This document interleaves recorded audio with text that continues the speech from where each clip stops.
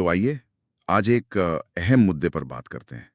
भारत की उच्च शिक्षा में ना एक बड़ी हलचल हुई है। हाँ बिल्कुल। हाल ही में 4 बड़ी विदेशी यूनिवर्सिटीज को भारत में अपने कैंपस खोलने की मंजूरी मिली है। हाँ मैंने भी सुना, ऑस्ट्रेलिया से हैं 3, वेस्टर्न सिडनी, विक्टोरिया और लाट्रोब। और एक यूके से है, यूनिवर्सिटी ऑफ ब्रिस्टल। अच्छा। यूनिवर्सिटी ग्रांट्स कमीशन मतलब यूजीसी ने ये मंजूरी दी है। और ये सब आप देखिए, राष्ट्रीय शिक्षा नीति एनईपी 2020 के लागू होने के करीब 5 साल बाद हो रहा है। हाँ, एनईपी का एक बड़ा लक्ष्य था भारत को ग्लोबल एजुकेशन हब बनाना, तो ये उसी दिशा में एक कदम लगता है। बिल्कुल। तो आज हम जरा इसी पर गहराई से बात करेंगे। ये यूनिवर्सिटीज कौन हैं, क्या पढ़ाएंगे, और इसका मतलब क्या है, भारत के एजुकेशन सिस्टम पर क्या असर पड़ेगा, यही सब समझने की कोशिश करते हैं। हाँ, तो सबसे पहले वेस्टर्न सिडनी यूनिवर्सिटी, ये ग्रेटर नोएडा में अपना कैंपस खोल रहे हैं। अच्छा, ग्रेटर नोएडा में? हाँ, और ये उत्तर प्रदेश में किसी विदेशी यूनिवर्सिटी का पहला कैंपस होगा। ओह, ये तो बड़ी बात है यूपी के लिए। इनका फोकस है business analytics, computer science, engineering, इस तरह के कोर्सेज पर। और साथ ही ये स्मार्ट एग्रीकल्चर मतलब एग्टेक में इनोवेशन पर भी जोर दे रहे हैं। हाँ, ये एग्टेक वाली बात मुझे काफी दिलचस्प लगे। क्यों? देखिए, नॉर्थ इंडिया कृषि प्रधान इलाका है ना? और वहाँ पानी की कमी, पुरानी तकनीकें, ये सब चुनौतियां हैं। सही बात है। तो वेस्टर्न सिडनी की जो एक्सपर्टीज है एग्टेक में, वो शायद यहाँ खेती में टेक्नोलॉजी लाकर पैदावार बढ़ाने में, कुशलता लाने में मदद कर सकती है। हाँ, जैसे वो प्रिसिजन फार्मिंग वगैरह। बिल्कुल, प्रिसिजन फार्मिंग, सस्टेनेबल तरीके, और ये एनईपी के इनोवेशन वाले लक्ष्य से भी जुड़ता है। बिल्कुल सही। अच्छा, नोएडा में ही एक और ऑस्ट्रेलियन यूनिवर्सिटी आ रही है, विक्टोरिया यूनिवर्सिटी। हाँ, विक्टोरिया, ये अपनी इंडस्ट्री लिंक्ड पढ़ाई के लिए जानी जाती है। फिर इनका फोकस रहेगा बिजनेस, डेटा साइंस और साइबर सिक्योरिटी जैसे फील्ड्स पर। ये भी आज के जमाने के हिसाब से काफी डिमांड वाले एरिया हैं। फिर अगर दक्षिण भारत की तरफ देखें तो लाट्रोब यूनिवर्सिटी, वो बेंगलुरु में आ रही है। हाँ, लाट्रोब बेंगलुरु में, और उनका फोकस है स्मार्ट सिटीज, मॉलिक्यूलर साइंस और बायोटेक्नोलॉजी पर। बेंगलुरु तो वैसे भी भारत का बायोटेक हब है। बिल्कुल, तो उम्मीद है कि ये वहाँ के लोकल इंडस्ट्री जैसे बैंगलोर बायो इनोवेशन सेंटर, इनके साथ पार्टनरशिप करेंगे। हाँ, और ये सिर्फ जॉब्स या स्किल की बात नहीं है, इससे शायद रिसर्च को भी बढ़ावा मिलेगा, जैसे जिनोमिक्स है या नई दवाएं खोजना। सही। और स्मार्ट सिटी का मतलब है टेक्नोलॉजी से शहरी जीवन को बेहतर बनाना, ट्रैफिक मैनेजमेंट, एनर्जी सेविंग, ये सब। दिलचस्प है।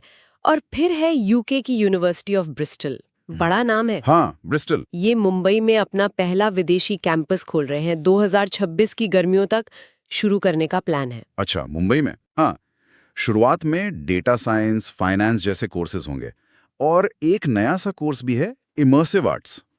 इमर्सिव आर्ट्स, मुंबई जैसे फाइनेंशियल हब में, ये थोड़ा हटके है। हाँ, शायद शहर का जो क्रिएटिव सेक्टर बढ़ रहा है उसको ध्यान में रखकर। हो सकता है। ये भी याद रखना चाहिए कि 2 ऑस्ट्रेलियन यूनिवर्सिटीज, डीकन और वोलोंगोंग, वो पहले ही गुजरात के गिफ्ट सिटी में अपने कैंपस खोल चुकी हैं। हाँ, गिफ्ट सिटी जो भारत का पहला इंटरनेशनल फाइनेंशियल सर्विस सेंटर है। बिल्कुल। और सुनने में आया है कि यूनिवर्सिटी ऑफ वेस्टर्न ऑस्ट्रेलिया, यूडब्ल्यूए, वो भी मुंबई और तमिलनाडु में कैंपस खोलने का सोच रही हैं। मतलब काफी तेजी से चीजें आगे बढ़ रही हैं। हाँ, और ये सब हो रहा है यूजीसी के 2023 के नियमों के तहत। हाँ, वो नियम क्या कहते हैं?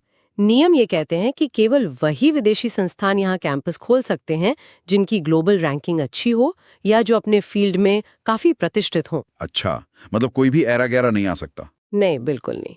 और इन कैंपस को अपने एडमिशन, फीस स्ट्रक्चर, कोर्स बनाने में काफी आजादी दी गई है। ऑटोनॉमी है मतलब? हाँ, काफी हद तक।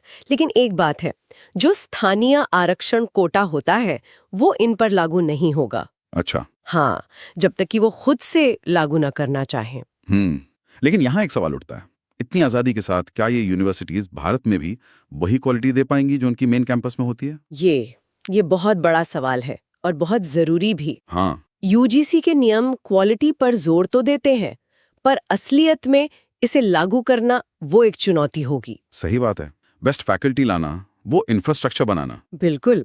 और फीस, क्या ये आम भारतीय छात्र की पहुंच में होगी, ये भी एक मुद्दा है। सरकार तो इसे विकसित भारत के लक्ष्य से जोड़ रही है। हाँ, सरकार का नजरिया यही है कि भारतीय छात्रों को देश में ही वर्ल्ड क्लास एजुकेशन मिले रिसर्च बढ़े, अकादमिक सहयोग हो। और वो जो ब्रेन ड्रेन की बात होती है कि टैलेंट बाहर चला जाता है, वो कम हो। हाँ। उम्मीद तो यही है कि इससे भारत में इनोवेशन बढ़ेगा, खासकर टेक और बायोटेक हब्स में, जैसे बैंगलोर, मुंबई। और शायद छात्रों के लिए विदेश जाने से सस्ता भी पड़ेगा यहाँ पढ़ना। हाँ, शायद।